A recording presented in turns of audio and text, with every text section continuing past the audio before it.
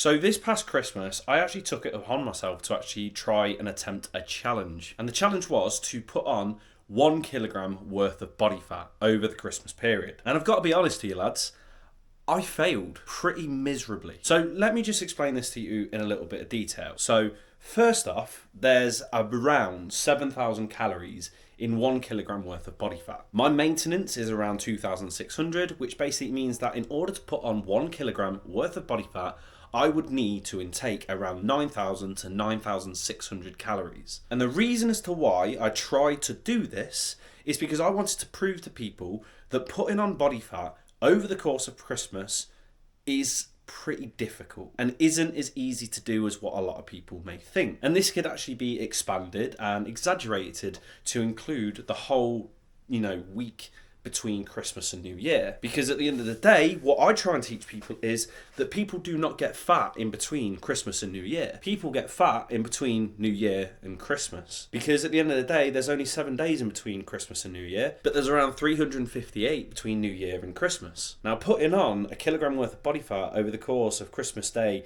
and to a certain extent Boxing Day as well is incredibly difficult. Now, I've got an incredibly high appetite, right?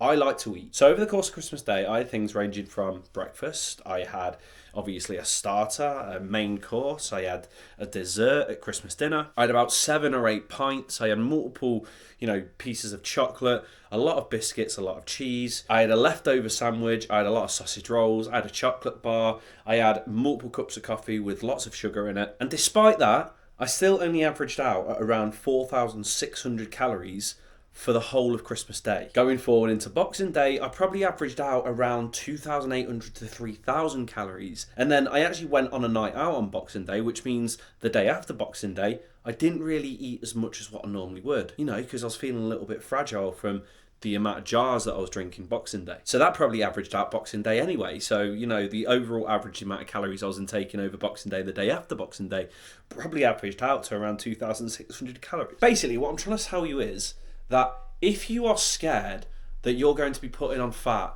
over the course of this period in between Christmas Day and New Year's Day, then you are worrying about the wrong period of time, because it's incredibly difficult to put on a significant amount of body fat in such a small amount of time. It's what you do over a long amount of time which you should actually be focusing on and which you should be worrying about. Because, as I said, people don't get fat in between Christmas Day and New Year's Day.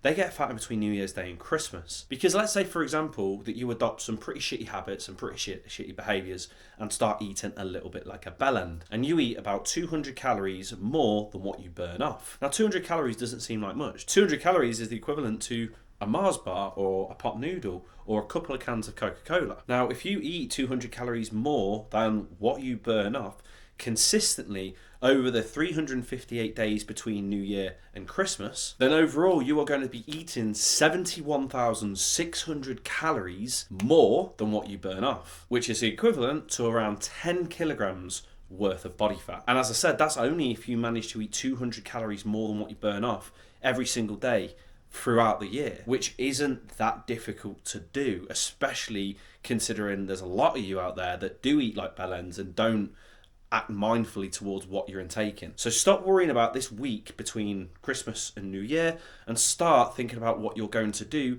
between New Year and Christmas. Start thinking about what habits you're going to adopt. Start thinking about what changes you're going to make, and start thinking about eating a little bit more mindfully than what you're currently doing, because it's that period of time where you're more likely to actually get fat than the period of time which you're living in right now. I hope that helps and I hope that makes sense. If you did like this video, make sure that you give it a like. Comment below if you've got any questions for me, because I'd be more than happy to answer them for you. And if you want to catch any more free fitness or fat loss based content without any of the bullshit, as always, make sure that you're over following my Instagram at k.p_health or subscribe to this channel. Peace.